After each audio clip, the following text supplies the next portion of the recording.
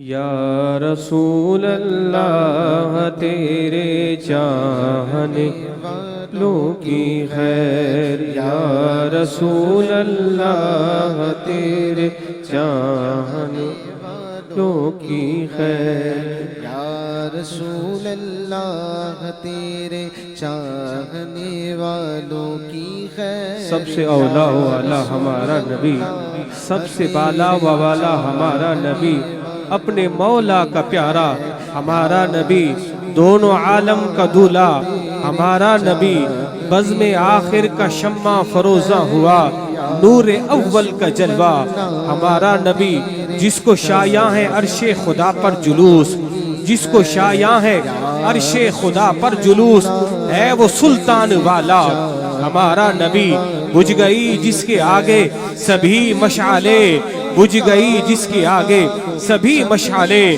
شمع وہ لے کر آیا ہمارا نبی، جس کے تلووں کا دھون ہے آب حیات، جس کے تلووں کا دھون ہے آب حیات، ہے وہ جانے مسیحا ہمارا نبی، ہے وہ جانے مسیحا ہمارا نبی، یا رسول اللہ تیرے چاہنے والوں کی خیر، یا رسول اللہ تیرے چاہنے والوں کی خیر۔ عرش و کرسی کی تھی آئینہ بندیاں، عرش و کرسی کی تھی آئینہ بندیاں، سوئے حق جب سدھارا ہمارا نبی، خلق سے اولیاء، اولیاء سے رسول، اور رسولوں سے اعلیٰ ہمارا نبی، اور رسولوں سے اعلیٰ ہمارا نبی، حسن کھاتا ہے جس کے نمک کی قسم، حسن کھاتا ہے جس کے نمک کی قسم، وہ ملی ہے دل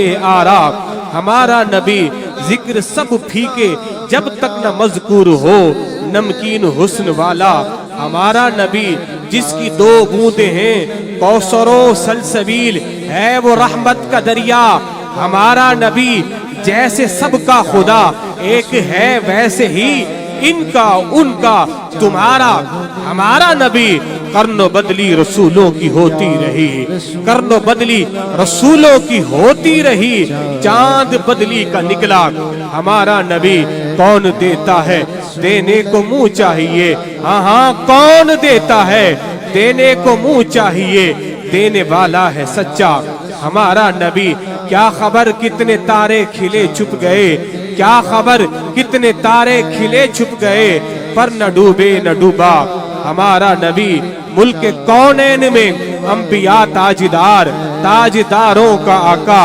ہمارا نبی، لا مکان تک اجالا ہے جس کا ہے وہ ہر مکان کا اجالا ہمارا نبی، سارے اچھوں میں اچھا سمجھیے جسے، ہے اس اچھے سے اچھا ہمارا نبی، سارے اونچوں میں اونچا سمجھیے جسے، ہے اس اونچے سے اونچا ہمارا نبی، انبیاء سے کروں عرض کیوں مالکو، کیا نبی ہے تمہارا ہمارا نبی، جس نے ٹکڑے کیے ہیں کمر کے ہے وہ نور وحدت کا ٹکڑا ہمارا نبی، سب چمک والے اجلوں میں چمکا کیے اندھے شیشوں میں چمکا ہمارا نبی، جس نے مردہ دلوں کو دی عمر ابد، ہے وہ جانے مسیحا ہمارا نبی، غم زدوں کو رضا مزدہ دیجئے کہ ہے، غم زدوں کو رضا مزدہ دیجئے کہ ہے، بے کسوں کا سہارا ہمارا نبی، بے کسوں کا سہارا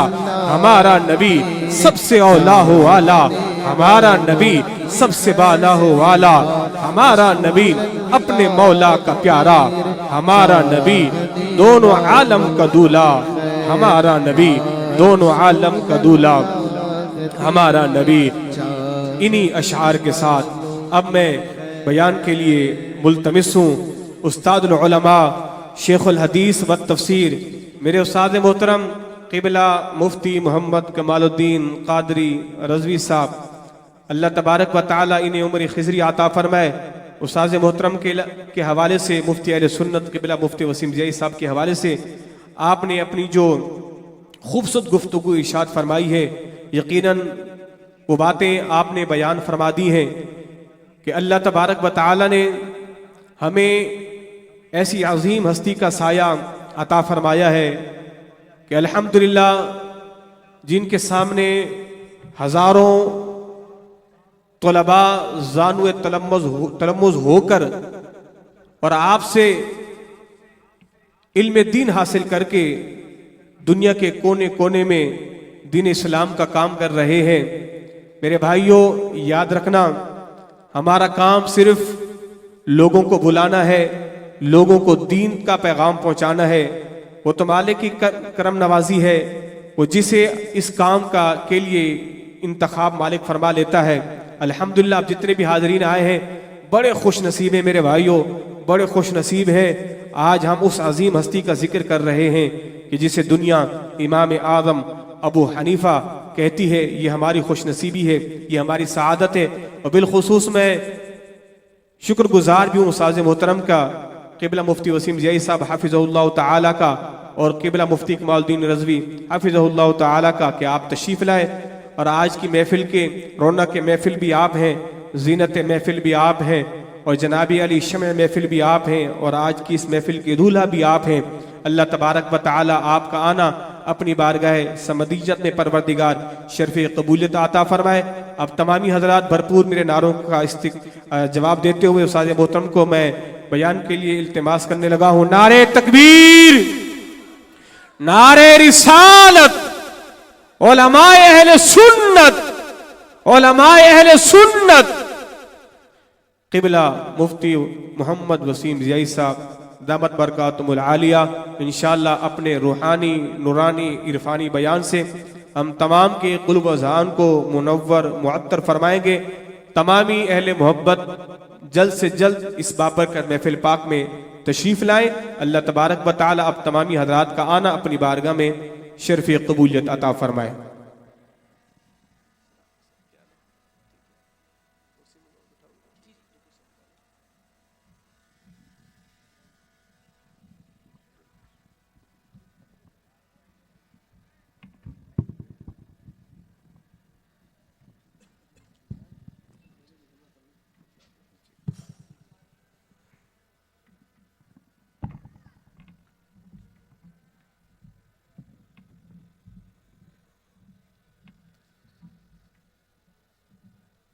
نحمده ونصلي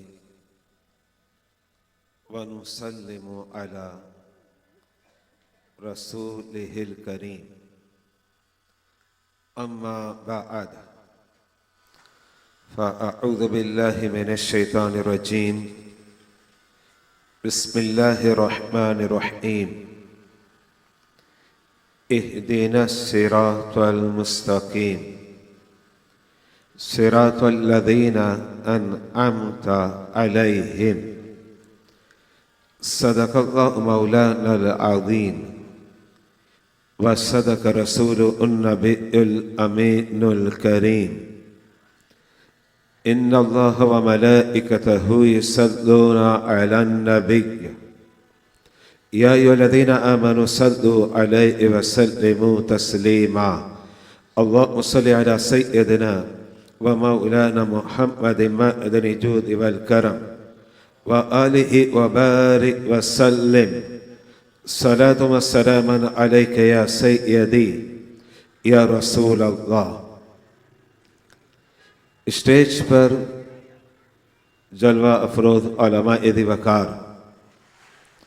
بالخصوص حضرت علامہ مولانا مفتی کمال الدین رضوی دامت برکاتہم عالیہ و دیگر معززین اور سامعین، سب کو میری جانب سے معطر و منور و متبرک سلام۔ آج کی یہ بابرکت محفل سیدنا امام اعظم رضی اللہ تعالی عنہ کی ذات مقدسہ سے منسوب ہے، اور اس محفل کا انعقاد کرنا اور جنہوں نے انعقاد کیا وہ ہیں بزم اصلاح معاشرہ۔ اللہ رب العزت اس بزم کو مزید برکتیں، وسعتیں اور عروج عطا فرمائے۔ اس بزم کی سرپرستی حضرت قبلہ حضرت علامہ مولانا شفیق الرحمان دامت برکاتہم عالیہ فرما رہے ہیں۔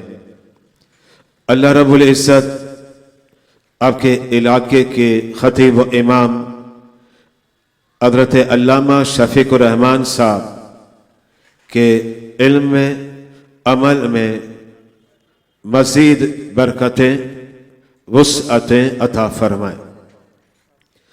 برادران اسلام، جب کوئی محفل منعقد کی جاتی ہے تو یہ دیکھا جائے گا وہ محفل کس سے منسوب ہے۔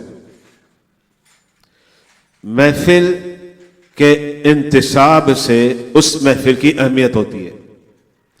مثال کے طور پر آپ نے ایک محفل رکھی، اس کا نام رکھا یہ شادی کی محفل ہے، تو ٹھیک ہے، اس کا اپنا لیول ہے، اس کا اپنا رتبہ ہے۔ اب آپ نے محفل رکھی جناب ولیمے کی، ولیمے کی محفل، اس سے قبل جو محافل ہوئی اور اس میں کھانا کھلایا گیا، اس سے بڑھ کر ہے۔ کیوں؟ اس لیے کہ ولیمے کی محفل کو اٹینڈ کرنا جناب سید عالم علیہ السلام کی سنت مبارکہ ہے۔ بلکہ بعض علماء نے کہا اگر کوئی آپ کو ولیمے کی دعوت پیش کرتا ہے تو اس دعوت پر آپ نے اجابت سنانا، یعنی لبیک کہنا، یہ سنت مؤکدہ ہے۔ بعض علماء کا یہ موقف ہے، لیکن میں کہنا یہ چاہ رہا جب آپ محفل منعقد کرتے ہیں، جب اس کا انتساب شادی اور رخصتی سے ہوتا ہے، جناب ٹھیک ہے، محفل بڑی عظیم ہے، بابرکت ہے، میں نے بھی شرکت کرنی، آپ نے بھی شرکت کرنی ہے۔ ایک محفل ایسی ہوتی ہے جس محفل کو ولیمے کی محفل کہا جاتا ہے، اس کی نسبت، اس کا انتساب جناب ولیمے سے ہوتا ہے، جناب بڑی بابرکت محفل ہے، عظمتوں کی حامل محفل ہے، اور نبی کے فرمان کے مطابق اس میں شرکت کرنا سنت بھی ہے۔ جب آپ عقیقے کی محفل کرتے ہیں تو اس کا انتساب عقیقے سے ہوتا ہے، اور اس محفل میں اگر آپ شریک ہوں تو جناب آپ کو اجر و ثواب ملے گا، کیونکہ آپ عقیقے کی محفل میں شریک ہوئے۔ لیکن ایک بات ذہن میں رکھے گا، ساری محافل اپنی جگہ پر، ان کی عظمتوں کا کوئی انکار نہیں کر سکتا، ان کی رفعتوں کا کوئی انکار نہیں کر سکتا، لیکن ایک بات ضرور ذہن میں رکھے گا، نسبت کو، محفل کو جو شان ملی ہے، مجلس کو جو مقام ملا ہے، اجتماع کو جو رتبہ ملا ہے، وہ انتساب سے ملا ہے۔ ذرا آپ غور تو کریں، آج کی محفل کس سے منسوب ہے؟ کون سی عظیم ہستی ہے؟ وہ کون سی شخصیت ہے؟ وہ کون سا شخص ہے؟ وہ شخص جنہیں بارگاہ رسالت میں مقبول قرار دیا، جو حضرت سیدنا داتا گنج بخش علی حجویری کے مرشد گرامی ہیں، جن سے فیضان حاصل کرنے والے خواجہ غریب نواز معین الدین چشتی اجمیری ہیں، جن کے دربار کی برکتیں لوٹنے والے حضرت سیدنا بابا فرید الدین گنج شکر ہے۔ میری مراد کون ہے؟ میری مراد امام الائمہ سراج الامہ امام اعظم ابو حنیفہ کی ذات بابرکت ہے۔ تو آج کی یہ عظیم محفل امام اعظم ابو حنیفہ سے منسوب ہے۔ اس کا مطلب یہ ہوا جب بزرگوں سے محفل منسوب ہوتی ہے تو روحانی توجہ ان کی اپنے ماننے والوں پر ہوا کرتی ہے۔ تو امام اعظم ابو حنیفہ اس وقت عراق کی دھرتی بغداد معلی اعظمیہ کے علاقے میں آرام فرما ہے، لیکن رحمتیں، برکتیں اورنگی ٹاؤن کی اس گلی میں अल्हम्दुलिल्लाह लुटा रहे हैं। और ये औरंगी टाउन के रहने वाले इमाम आजम अबू हनीफा के दरबार का फैद हासिल कर रहे हैं। इमाम आजम अबू हनीफा कुरान कहता है, और कौन सी सूरत, बड़ी मशहूर सूरत, जिस सूरत को उम्मुल कुरा भी कहा जाता है, जिस सूरत को मसानी भी कहा जाता है, जिस सूरत को शिफा भी कहा जाता है, जिस सूरत को दा भी कहा जाता है, जनाब वो कौन सी सूरत? वो सूरत है सूरह फातिहा। मैं भी पढ़ता हूं, आप भी पढ़ते हैं, हर इमाम पढ़ता है। अगर ना पढ़े तो नमाज अधूरी है, ना तमाम है, यानी हर एक ने पढ़ना है। कुरान उसे मुकम्मल आता या ना आता हो, कुरान की 114 सूरतें उसे याद हो या ना हो, लेकिन जनाब उसे सूरह फातिहा तो पढ़नी पड़ेगी। बगैर सूरह फातिहा के नमाज इनकम्प्लीट, न तमाम। बकौल इमाम शाफई के नमाज होती ही नहीं, बकौल इमाम शाफई के नमाज होती नहीं।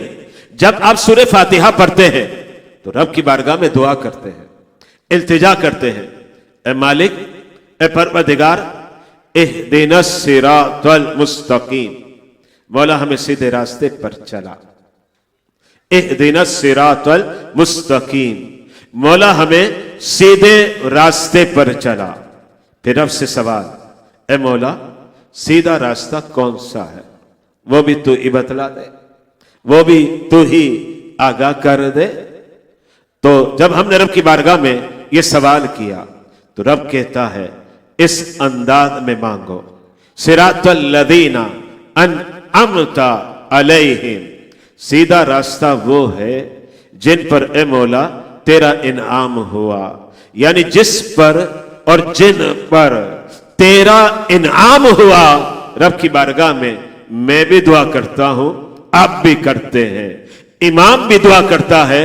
अच्छा जनाब, अकेला पढ़ने वाला भी दुआ करता है और कहता है, ए मौला, ए बार इलाह, कि तू ने जिन पर इनाम किया उनके रास्ते पर चला।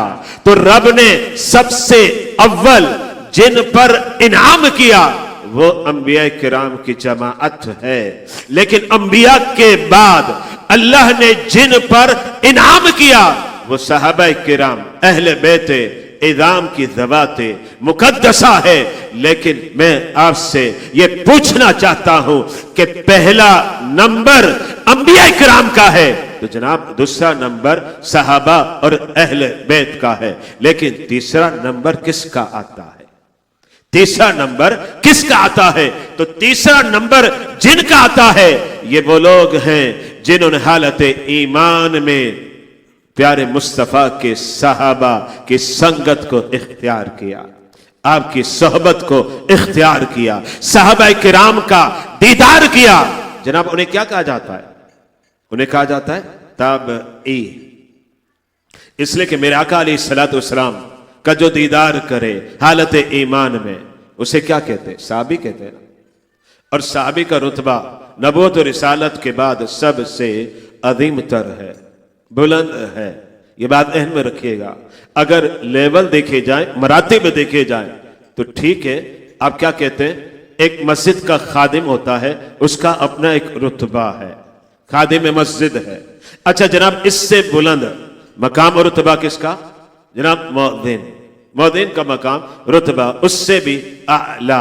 अच्छा जनाब, मस्जिद के स्टाफ में अब इससे आला मर्तबा भी तो किसी का है ना, इससे आला और बुलंद बाला रुतबा भी तो किसी का है ना। जनाब वो किसका है? जनाब वो रुतबा, वो मकाम किसका है? वो इमाम साहब का है ना, वो इमाम साहब का है। ये सारे लेवल है। जनाब एक आलिम होता है, अच्छा फिर आलिम से भी बुलंद जनाब कौन? मुफ्ती। अच्छा फिर मुफ्ती, इसका हम पल्ला लेवल किसका है? शेखुल हदीस का है। जनाब किसका है? शेखुल तफसीर का है। जनाब किसका है? शेखुल फिका का है। ये सारे मरातिब है। जैसे दुनिया में, दुनिया के अंदर आप देखिए काउंसलर होता है, एक काउंसलर। अच्छा फिर इससे ऊपर आप बढ़ते हैं, आप क्या कहते हैं? जनाब इतने काउंसलर, इसके ऊपर एक नाज़िम, अच्छा फिर टाउन नादिम, अच्छा जनाब फिर इसके बाद सिटी नादिम, अच्छा सिटी नादिम, अच्छा जनाब अब वो कराची का कमिश्नर है, अच्छा फिर और रुतबा बढ़ा तो जनाब क्या बन गया? अच्छा भाई अब वो इससे भी अदीम मकाम पर आ गया, जनाब वजीर आला बन गया, वजीर आला बन गया, सीएम बन गया, अच्छा फिर और भी है तो प्राइम मिनिस्टर पीएम बन गया, अच्छा फिर एक और भी रुतबा है जनाब वो प्रेसिडेंट बन गया। ये सारे मरातिब हैं, लेकिन याद रखिएगा ये दुनिया के मरातिब है। और फिर जब आप दीन के मरातिब को देखते हैं तो ठीक है, मुअज्जिन अपनी जगह पर है, खादिम अपनी जगह पर है, इमाम अपनी जगह पर है, जनाब शेखुल हदीस अपनी जगह पर है, शेखुल फिक्र अपनी जगह पर है, शेखुल तफसीर अपनी जगह पर है। लेकिन याद रखिएगा बहुत से मरातिब हैं, बहुत से मकामात हैं। किसी को आप कहते हैं जनाब ये अब्दाल है, किसी को आप कहते हैं जनाब ये कुतुब है, जनाब आप किसी को कहते हैं ये औताद है। सारे मरातिब अपनी जगह पर है, लेकिन ज़हन में रखेगा इन तमाम मरातिब से रब ने जो मर्तबा बुलंद रखा है वो मर्तबा किसका है? वो सहाबियत का है, वो सहाबियत का है। कसम खुदा की, कसम खुदा की मैं आपको ये बताना चाहता हूं, सहाबी सिर्फ एक सुभान अल्लाह पढ़े, एक, ज्यादा की बात अभी मैं नहीं कर रहा, सहाबी एक सुभान अल्लाह पढ़े और ये मजमे में बैठने वाले सारे सुभान अल्लाह पढ़े। सहाबी के एक सुभान अल्लाह के ये समझे कि एक छोटे के हिस्से के बराबर भी नहीं हो सकते, इसलिए कि सहाबी के हर अमल पर अल्लाह कई गुना अजर देता है। बुखारी और मुस्लिम का मुताला करें आप, बुखारी और मुस्लिम के अंदर हदीस बारका एक मकाम पर नहीं मुतअद्दिद मकामात पर मौजूद है। मेरे नबी ने फरमाया तुम उहुद पहाड़ के बराबर सदका कर दो, मेरा सहाबी आधा किलो सदका करे ना वो अफजल होगा। इसलिए कि सहाबी जिसने मेरे मुस्तफ़ा का दीदार किया, और अगर ये बात मैं कहूं तो बजा है, ये बात ध्यान में रखिएगा, अगर ये बात कहूं तो ये बजा है, दुरुस्त है, राइट है कि वो सहाबी जिसने हालत ईमान में मेरे मुस्तफ़ा का जमाल देखा, नबी का अजीम चेहरा देखा और वक्त ना मिला, इबादत का वक्त ना मिला,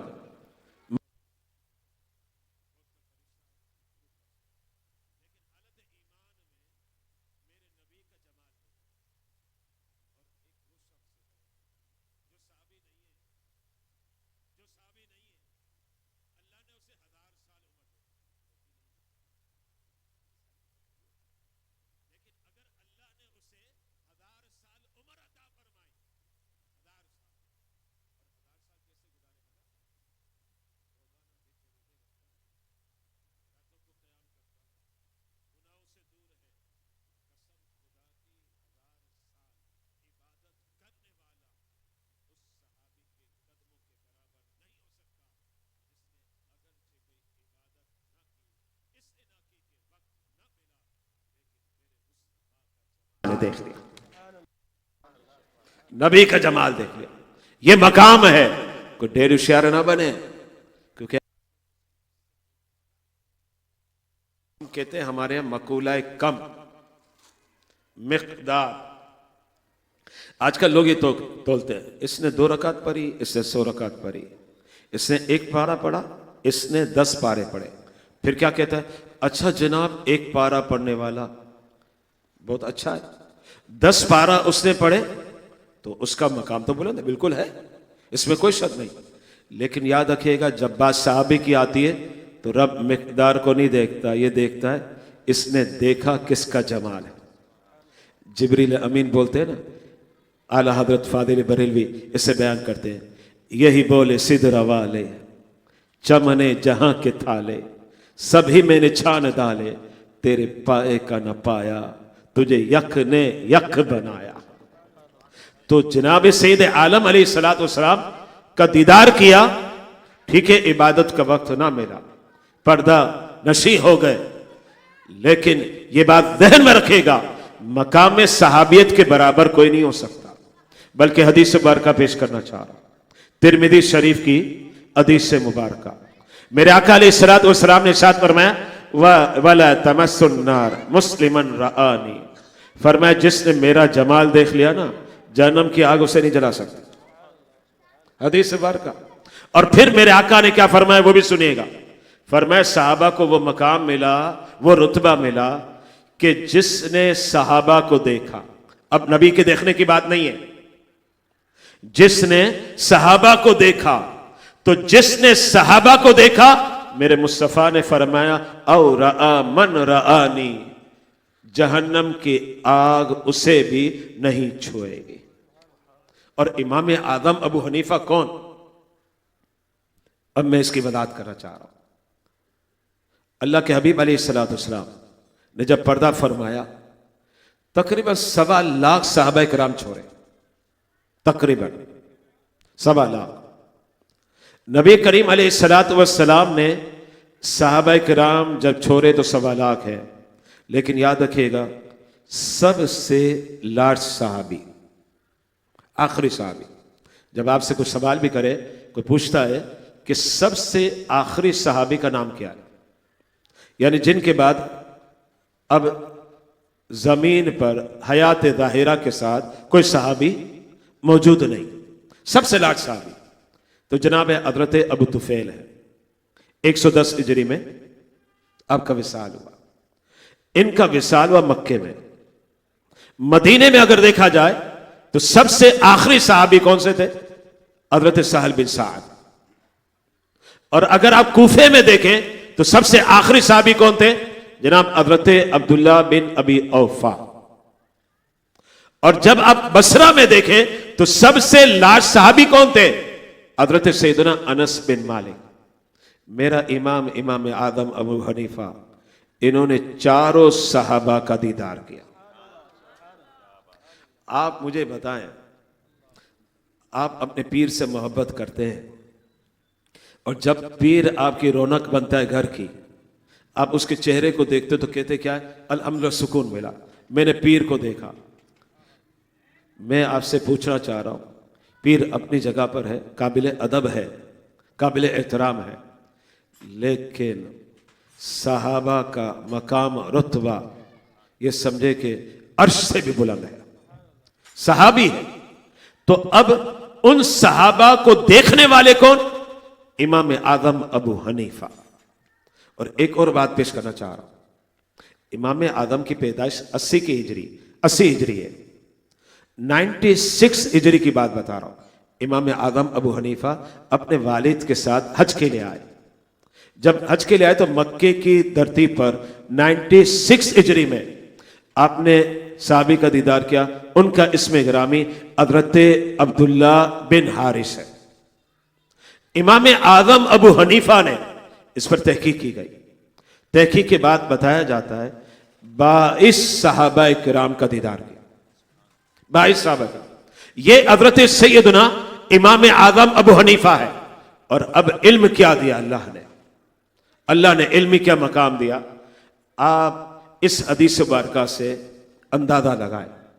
مسلم شریف کی حدیث مبارکہ، اللہ کے حبیب علیہ الصلوۃ والسلام ارشاد فرماتے ہیں لو کان الدین عند الثریا، میرے نبی فرماتے دین اور دین کا علم اگر ثریا پر ہو، ثریا تو سیارہ ہے جو آسمان کی زینت بنا ہوا ہے، میرے نبی فرماتے ہیں لو کان الدین عند الثریا، اگر دین ثریا پر ہوتا لذهب به رجل من فارس حتی یتناولہ، فرمایا فارس کا رہنے والا ایک مرد دین کو وہاں سے بھی حاصل کرتا۔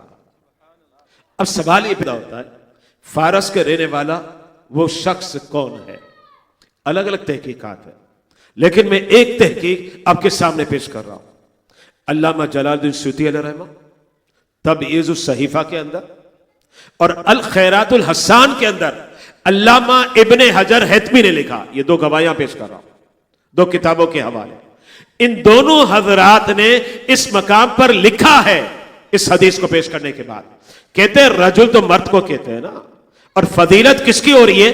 فارس کے رہنے والے مرد کی فضیلت, کہ اللہ نے علمی جنون اس قدر عطا فرمایا, رہتا فرش پر ہے, اگر اسے پتا چلے کہ قرآن اور حدیث کا علم جو ہے ستاروں پر ملے تو وہ کوشش کرے گا کہ میں ستارے پر پہنچوں اور پہنچ کر وہاں سے علم کو حاصل کروں. تو میرے مصطفیٰ نے تو لفظ رجل استعمال کیا, لیکن ان دونوں حضرات مقدسہ نے فرمایا تبعید الصحیفہ کے اندر, الخیرات الحسان کے اندر فرمایا وہ رجل, وہ مین, وہ مرد کون ہے؟ فرمایا وہ مرد امام اعظم ابو حنیفہ. سبحان اللہ, یہ آپ نے فرمایا. نعرہ تکبیر, نعرہ رسالت. بھئی تمامی حضرات بالکل آپ حاضر رہیں. استاد صاحب نے بڑا خوبصورت جملہ کہا ہے کہ الحمدللہ ثم الحمدللہ, یہ وہ روحانی عرفانی محفل ہے بخدا واللہ باللہ تعالی. آپ اس محفل کی برکتوں کو لیں, یقین کریں. استاد محترم کی گفتگو وہ کہتے ہیں نا 24 کریٹ والی, ایسی لاجواب عمدہ علمی گفتگو ہے, اور ایسی گفتگو آپ کو سننے کو نہیں ملتی ہوگی. تو جتنے بھی آپ حضرات ہیں سبحان اللہ کہتے رہیں, اور ان باتوں کو, یہ موتی ہیں, علم و حکمت کے موتی ہیں, اور انہیں دل کی تختی پہ لکھیں. اور ساسن میں کیا فرمایا کہ الحمدللہ آپ حضرات وہ ہیں. اچھا یہاں پر میں ایک بات کہہ دوں, الحمدللہ آج ہم ان ہستی سے بیان سن رہے ہیں امام اعظم ابو حنیفہ کے متعلق کہ جن ہستی کو اللہ نے امام اعظم کی بارگاہ میں جانے کا موقع بھی دیا ہے. ذرا ایک دفعہ سبحان اللہ زور سے کہہ دے.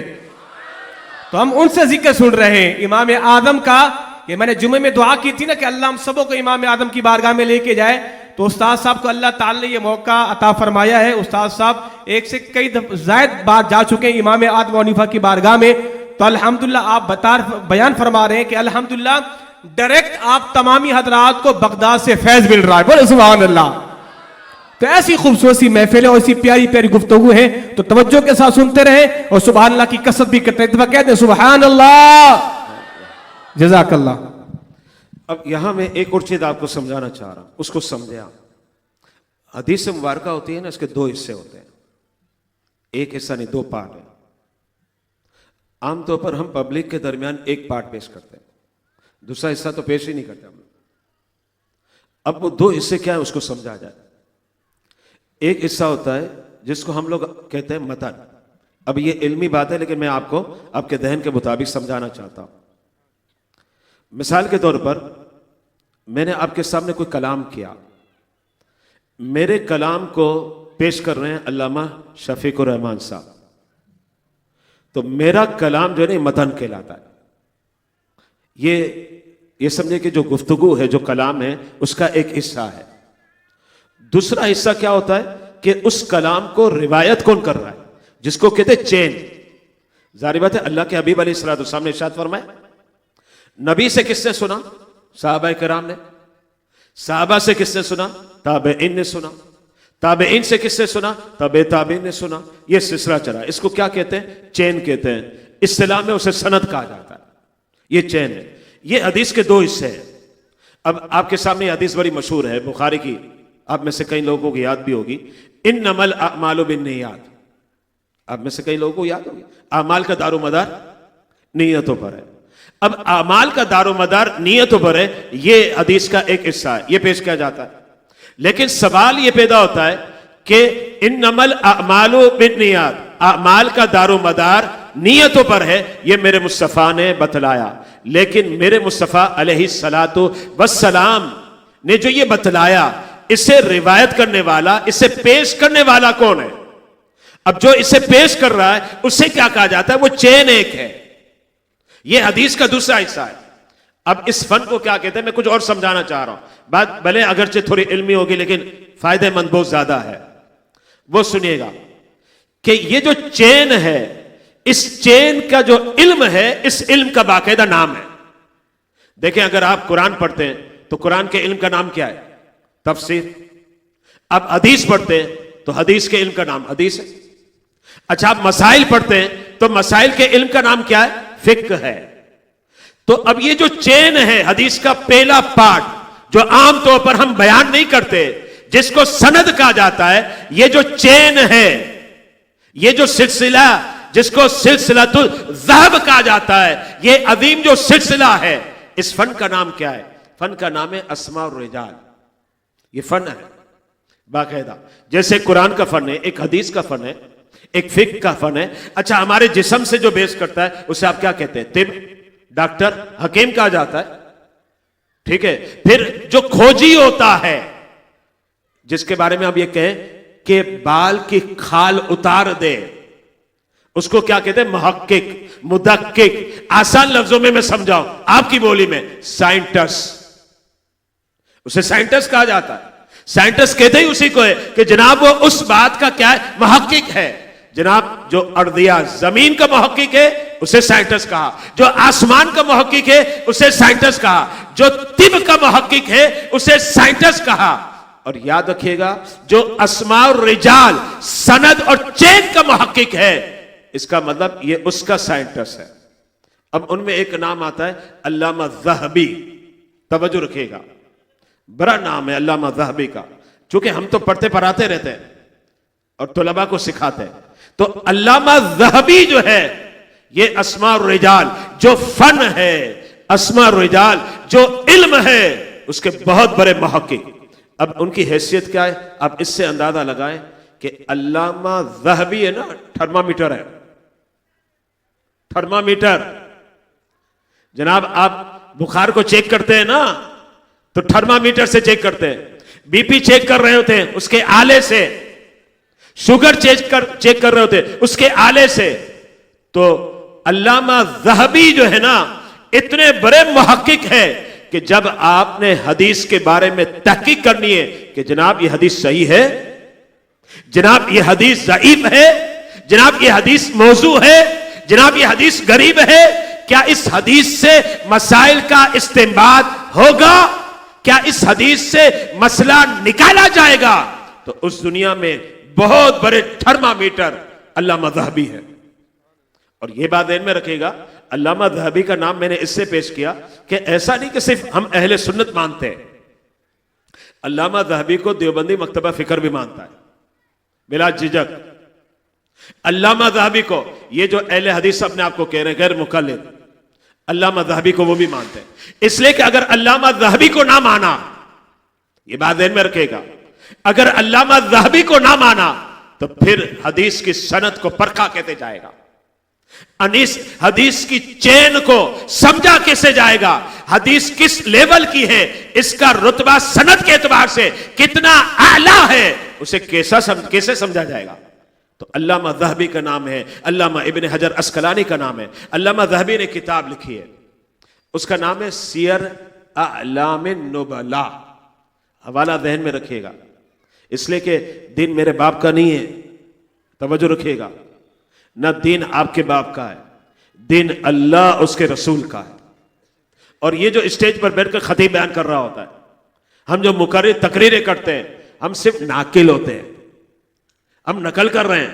باتیں وہی ہیں جو 1000 سال پہلے پیش کی گئی تھی، باتیں وہی ہیں جو 1100 سال پہلے پیش کی گئی تھی، باتیں وہی ہیں جو 1200 سال پہلے پیش کی تھی، باتیں وہی ہیں جو میرے مصطفیٰ نے بیان کی تھی. ہم تو کیا ہے، منبر پر بیٹھ کر نقل کر رہے ہوتے ہیں، ہم حوالہ دیتے ہیں کہ فلاں نے یہ لکھا، فلاں نے یہ لکھا. تو میں آپ کے سامنے ایک حوالہ دے رہا ہوں علامہ ذہبی کا، جس کو ہم اہل سنت بھی تسلیم کرتے ہیں، جس کو دیوبندی مکتبہ فکر بھی تسلیم کرتا ہے، جس کو وہ لوگ جو اپنے آپ کو اہل حدیث کہتے ہیں غیر مقلد، جو کہتے ہیں ہم کسی فقیہ کو نہیں مانتے، کہتے ہیں ہم کسی فقیہ کو نہیں مانتے. اچھا جب کہا جائے تو پھر کہہ دیتے ہم امام اعظم کو بھی نہیں مانتے، لیکن ہم یہ کہتے ہیں جناب حدیث کو ماننے کے لیے علامہ ذہبی کو تو مانتے ہو نا. تو علامہ ذہبی نے کتاب لکھی سیر اعلام النبلاء. کتنی جلدوں میں پتہ ہے آپ کو؟ آسان ہے خالی کہنا، اور تقریر کرنا تو بہت ہی آسان ہوتا ہے.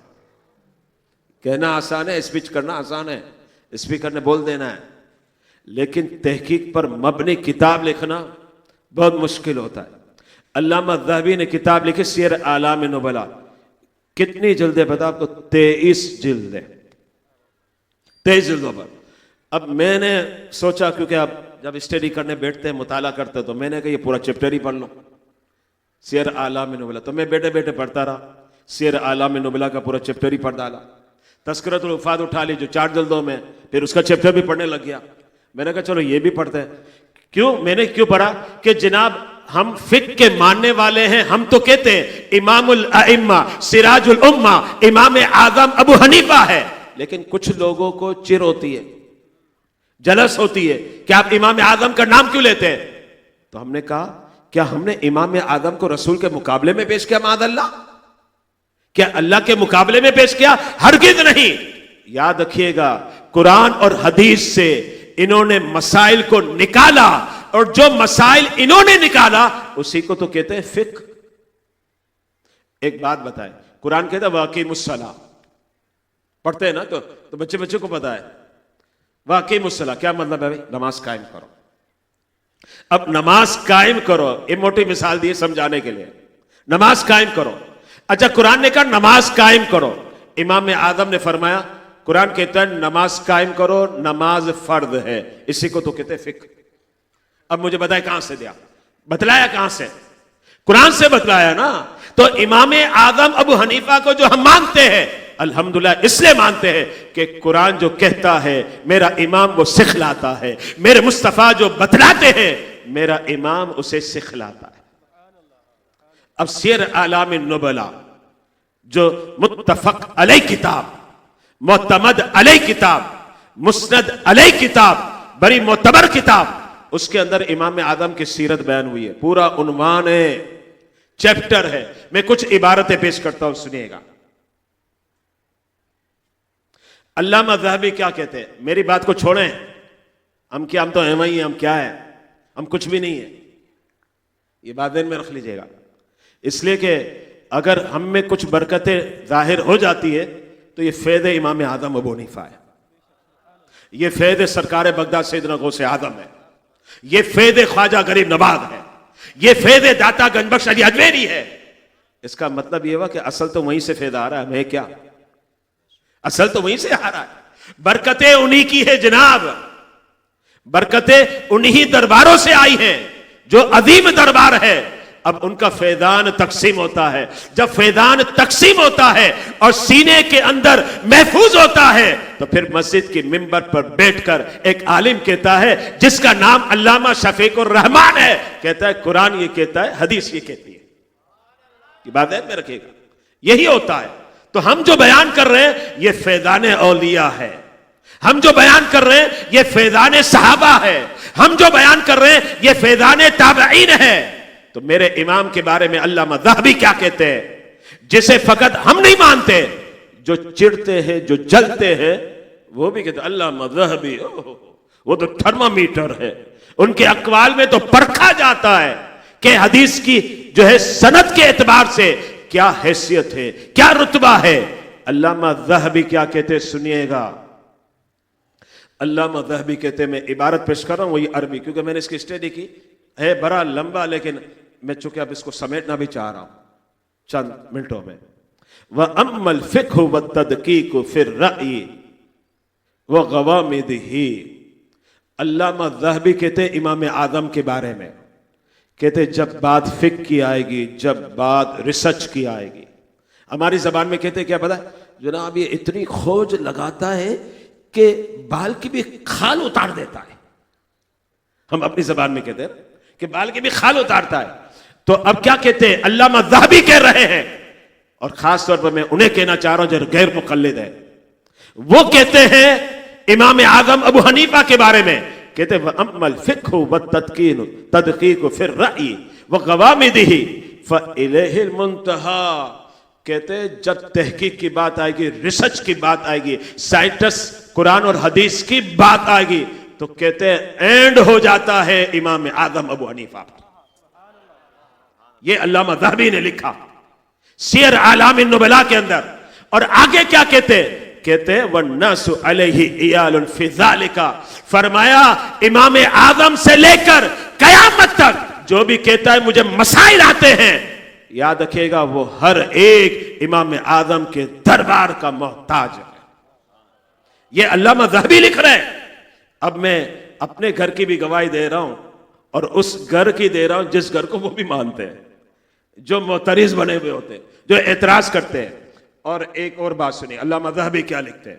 بعد میں علامہ ذہبی کی پیش کر رہا ہوں, کیونکہ پھر وہ لوگ اعتراض بھی کرتے ہیں, یار یہ تو مولویوں نے بنا دیا ہے. اگر یہ مولویوں نے بنایا ہے تو پھر فتویٰ تو علامہ ذہبی پر بھی لگے گا, اور جب فتویٰ علامہ ذہبی پر لگے گا تو یاد رکھیے گا پھر احادیث مبارکہ کا تھرمامیٹر کہا جائے گا, پرکھنے کا آلہ کہا جائے گا. علامہ ذہبی کیا کہتے ہیں, فرماتے ان ابا حنیفہ صلی العشاء والصبح بوضوء 40 سنہ, فرمایا امام اعظم وہ ہستی ہے کہ 40 سال عشاء کے وضو سے فجر کی نماز ادا فرمائی. یہ علامہ ذہبی کہہ رہے ہیں. اگر یہ ہم پیش کر دیں نا ایسا ہی, جیسے کوئی مقرر ہے, علامہ شفیق الرحمان صاحب ممبر پر بیٹھے بیان کرے تو بہت سے نمازی تو ماشاءاللہ کہیں گے امام صاحب نے بیان کیا ہے تو صحیح بیان کیا ہوگا, غلط تھوڑی بیان کیا ہوگا, بولتے ٹھیک ہے لبیک. لیکن کچھ لوگوں کو تھوڑی بیماری ہوتی ہے بیٹھنے والوں میں, تو وہ کیا کہتا ہے, یار کبھی ایسا ہو سکتا ہے 40 سال عشاء کے وضو سے فجر کی نماز, یہ کیسے ہوگا؟ اس کا مطلب ساری رات جاگتے بھی تھے, ساری رات عبادت بھی کرتے تھے. تو میں کہنا چاہ رہا ہوں منبر رسول پر جو ہے مفتی کمال الدین صاحب نہیں بیان کر رہے, منبر رسول پر علامہ شفیق الرحمان نہیں بیان کر رہے, اور آپ کے سامنے فقیر وسیم ضیائی نہیں بیان کر رہا, بلکہ علامہ ذہبی لکھ رہے ہیں جو سند حدیث کے تھرمامیٹر ہے کہ امام اعظم ابو حنیفہ 40 سال تک عشاء کے وضو سے فجر کی نماز پڑھتے تھے. مطلب کیا ہے, عشاء پڑھی, عشاء کے لیے وضو کیا, عشاء پڑھی, پھر ساری رات عبادت کرتے رہے, اور عبادت کرتے ہوئے دیکھا تو پھر اذانیں ہو رہی ہیں نماز فجر ادا کی. کہنا آسان ہے جناب, رمضان میں بھی نہیں ہوتا. رمضان میں تو عبادت کرنا آسان ہوتا ہے نا, بھی رمضان آ رہی ہے جناب, آنے والی ہے, تو رمضان میں عبادت کرنا تو بڑا آسان ہوتا ہے. دیکھیں نا روزہ ہم رکھ لیتے, رمضان کے علاوہ روزہ رکھیں کہ بڑی مشقت ہے, لیکن رمضان میں کیا ہوتا ہے, سبحان اللہ, آسانی سے. چلے سب چھوڑیں, روزانہ رات کو تراویح میں 20 رکعت پڑھتے ہیں, 2-4 دن پڑھ کے تو دکھائیں رات کو. آپ کہیں گے یار میں تو تھک گیا ہے, بلکہ ایک دن پڑھنے کا ارادہ کیا پھر ہی تھک گیا, لیکن الحمدللہ رمضان تو روزانہ پڑھ رہے ہیں نا, 20 رکعت تراویح پڑھ رہے ہیں. مطلب کیا ہے, رمضان المبارک کا اتنا مقدس مہینہ ہے, عبادت کرنا آسان, عبادت کرنا آسان ہے. لیکن اب عبادت کرنا جناب آسان ہے, تو میں یہ کہتا ہوں کہ رمضان کا پورا مہینہ عشاء کے وضو سے فجر پڑھ کے تو دکھا دو جس میں آسان ہے. اور میرا امام اعظم ابو حنیفہ 40 سال عشاء کے وضو سے فجر کی نماز ادا فرمائے. اچھا ایک اور بات بتانا چاہ رہا ہوں, وہ بھی سنیے گا. اور میں تو یہ عبارت پڑھی نا سیر اعلام نبلا کی, کہ میں نے کہا نا پورے چیپٹر کا میں نے مطالعہ کیا, میں نے کہا سارا پڑھ لو, یہ بیان کرنا ہے مجھے. تو وہ چیپٹر میں جب پڑھنے لگا تو یہ عبارت سن کے میرا دل تو سمجھے جھم گیا. کیا پتا آپ کو, علامہ ذہبی لکھ رہے بھائی, 14ویں صدی کا مولوی نہیں لکھ رہا, 14ویں صدی کا مولوی نہیں لکھ رہا. علامہ ذہبی کیا لکھتے سنیے گا, لکھتے ہیں ما یقع فی ابی حنیفہ الا حاسد او جاہل, کہتے امام اعظم سے جلنے والا یا تو حاسد ہے یا ان پر گوار جاہل ہے. یہ علامہ ذہبی نے لکھا ہے. اچھا یہ عبارت پڑھتے تو پھر ہمیں سمجھ آتی ہے وہ جاہلوں کا ٹولہ ہے جو امام اعظم کی تنقید کرتا ہے, اور ہم تو امام اعظم کے غلام ہیں. اورنگی ٹاؤن کی گلیوں میں میرے امام کا ذکر خیر کون کر رہے ہیں, علامہ شفیق الرحمان, بزم اصلاح معاشرہ. نعرے رسالت, نعرے حیدری. اب سنیے گا علامہ ذہبی اور کیا کہتے ہیں. علامہ ذہبی کہتے ہیں امام اعظم ابو حنیفہ قرآن کی تلاوت کتنی کرتے تھے. اچھا ہم لوگ تو بس وہ رمضان کا مہینہ آتا ہے تو اس میں امام کے پیچھے قرآن سن لیتے ہیں. اچھا ہمارے گھر کی, ہمارے میمنوں میں ہے, میرے خیال سے اردو اسپیکنگ میں بھی ہے, کہ گھر کی عورتیں جو ہے نا رمضان کا مہینہ آتا ہے قرآن پڑھنا شروع کرتی ہیں, پھر 27 تاریخ ہوتی ہے, قرآن کمپلیٹ ہو جاتا ہے. جب قرآن کمپلیٹ ہوتا ہے تو باقاعدہ ہمارے یہاں میمنوں میں ہوتا ہے, میں میمن ہوں, میمنوں میں ہوتا ہے کہ ہماری گھر کی عورتیں جو نا باقاعدہ شیرنی تقسیم کرتی ہے, بلڈنگ میں بیچتی ہے, رشتہ داروں میں بیچتی ہے. ہمارا قرآن ختم ہوا, سبحان اللہ. ایک قرآن اس وقت ختم ہوا, چلے تراویح میں پڑھا تو ایک قرآن تراویح میں ختم. کتنے ہوئے قرآن؟ 2. امام اعظم ابو حنیفہ کے بارے میں علامہ ذہبی کیا لکھتے سنیے گا, میں نہیں کہہ رہا, علامہ ذہبی فرماتے ان ابا حنیفہ ختم القرآن 7,000 مرہ. میرا امام تو اتنا عظیم امام ہے, اپنی زندگی میں انہوں نے 7,000 مرتبہ قرآن اول تا آخر مکمل کر لیا. 7,000 مرتبہ. جناب 50 سال عمر ہوگی تو 50 رمضانیں دیکھی, 60 سال تو 60 رمضانیں دیکھی, 70 سال تو 70 رمضانیں دیکھی, 80 سال تو 80 رمضانیں دیکھی. ٹھیک ہے جناب, 100 سال زندگی مل گئی, آپ نے رمضان دیکھی, رمضان کے علاوہ قرآن پڑھا. کتنی مرتبہ پڑھا؟ 100 مرتبہ پڑھا ہوگا, 200 مرتبہ, 300 مرتبہ. لیکن میرے امام اعظم نے 7,000 مرتبہ اپنی لائف میں قرآن پڑھا اور اسے ختم کیا. 7,000. اول تا آخر کی بات ہو رہی ہے جناب, ایک سورت کی بات نہیں ہو رہی. ورنہ کوئی کہنے والا کہے گا یار 3 مرتبہ سورہ اخلاص پڑھ لو, ایک قرآن کا ثواب تو مل گیا نا.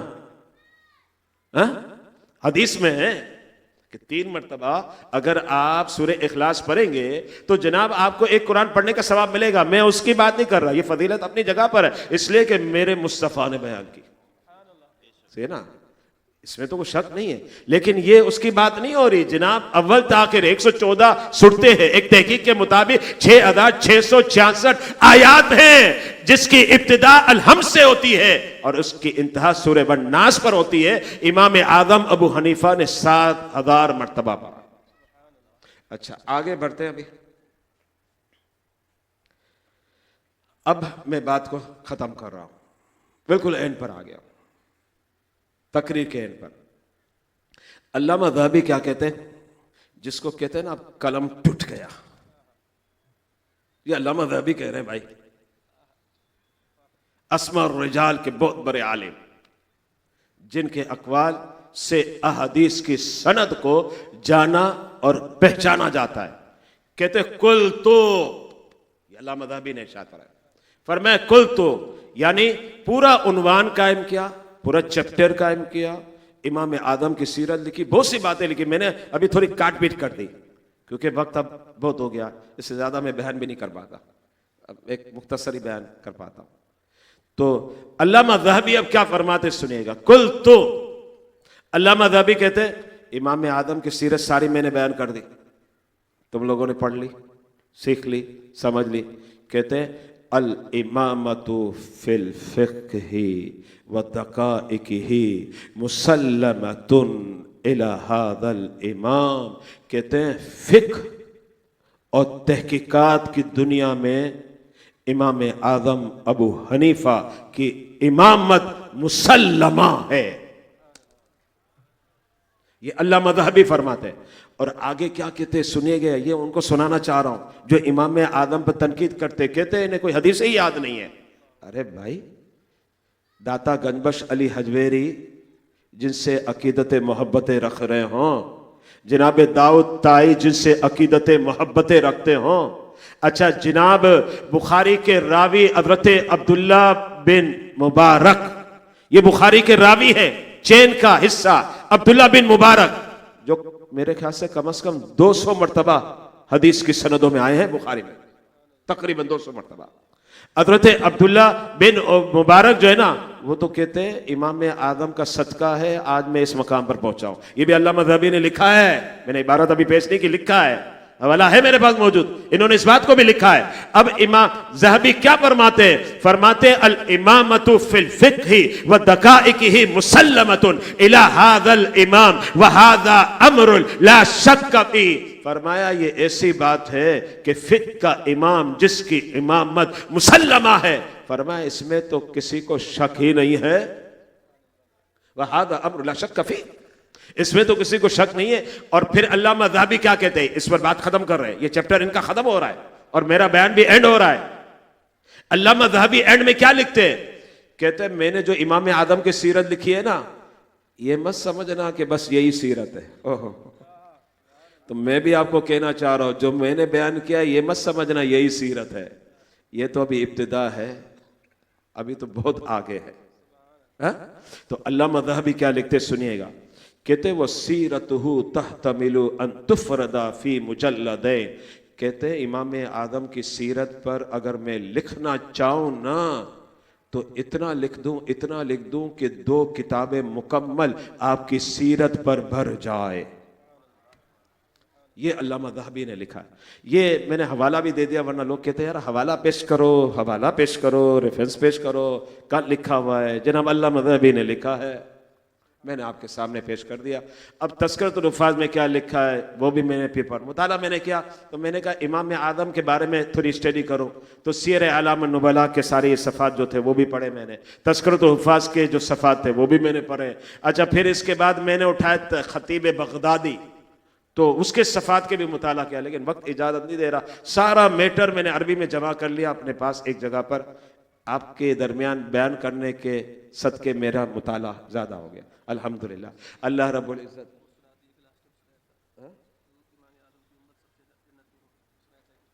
ہاں